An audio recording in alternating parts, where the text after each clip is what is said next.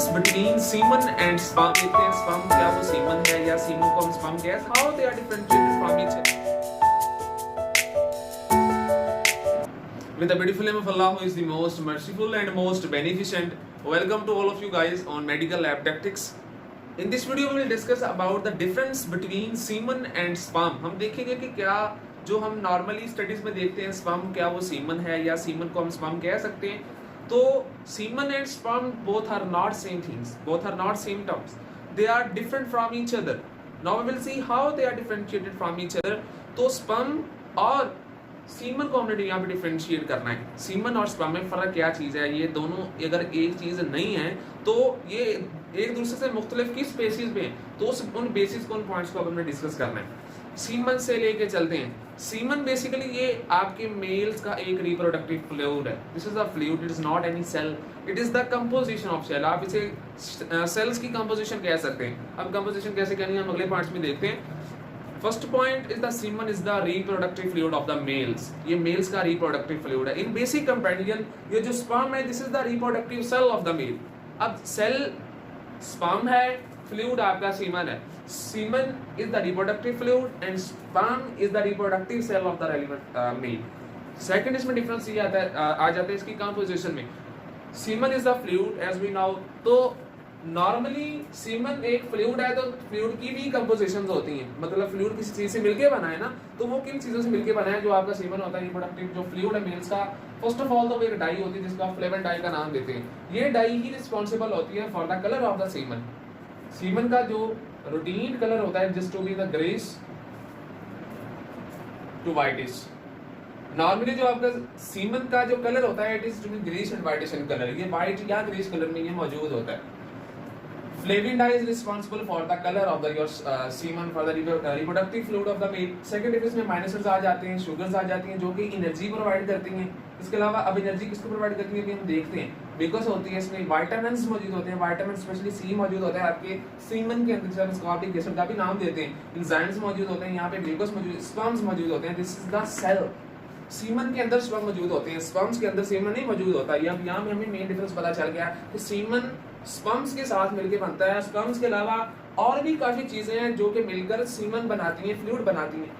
अब स्पर्म्स को energy provide करता है, नरिशमेंट प्रोवाइड करता है, मतलब इसको बूस्ट करते हैं ये सारे कंपोनेंट्स। ये सारे कंपोनेंट्स समझे कि एज अ डाइट है ऑफ योर स्पर्म। आपके स्पर्म की जो प्रॉपर लाइफ को मेंटेन करने के लिए, सर्वाइव को मेंटेन करने के लिए, एग्जांपल से लेके चलते हैं। फॉर एग्जांपल अगर आप खाना खाते हैं तो आपको सर्वाइव करने के लिए खाना भी चाहिए, पानी भी चाहिए, आपको हवा भी चाहिए।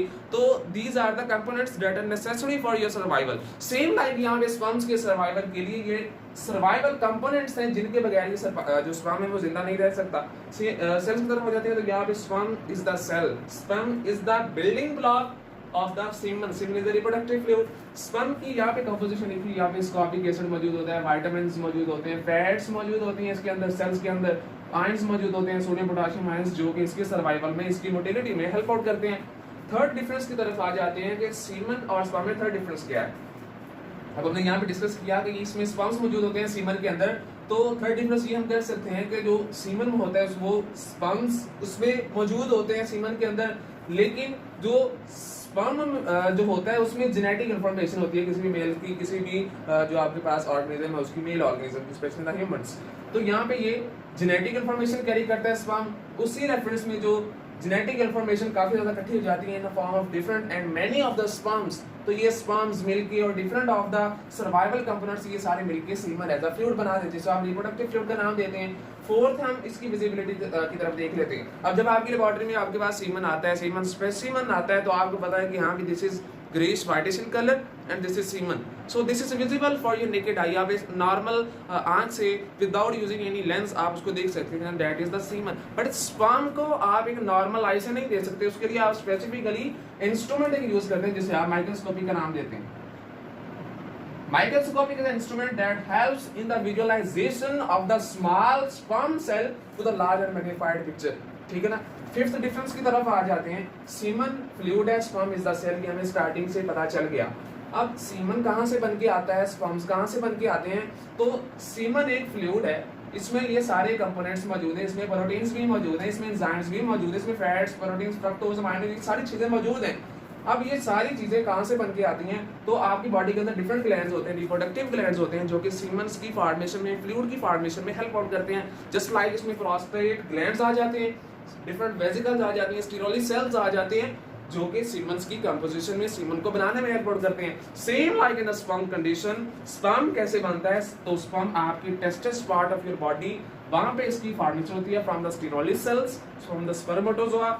इमैच्योर टू मैच्योर स्पर्म यहाँ पे बन जाता है, और एक मैच्योर स्पर्म का प्रॉपर स्ट्रक्चर यहाँ पे उसका एक हेड होता है, हेड के नीचे एक टेल होती है, हेड का जो साइज होता है just 2 into the 5 to 6 millimetre, और जो इसकी टेल होती है वो 3 to 4.5 millimetre in the size होती है। So you can say that normal sperm contain 40 to 70% head and 30 to 60% of the tail in its normal structure।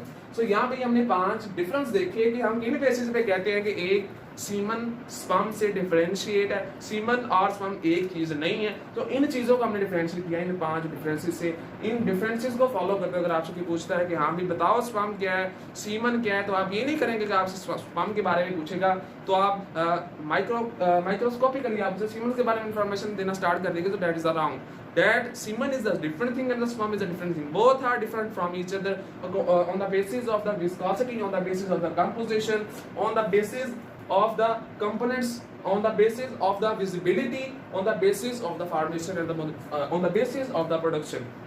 So यहाँ पे हमने डिफरेंसेस के बारे में डिस्कस किया है कि जो सीमन और जो स्पर्म एक दूसरे से किन बेसिस पे डिफरेंशिएट करता है। तो सो गाइस, इसके रिलेटेड अगर आपके माइंड में कोई भी क्वेश्चन है, you can ask in the comment box from without any problem. So thank you so much guys, see you soon, we will discuss some of the new topic in the next video. Thank you.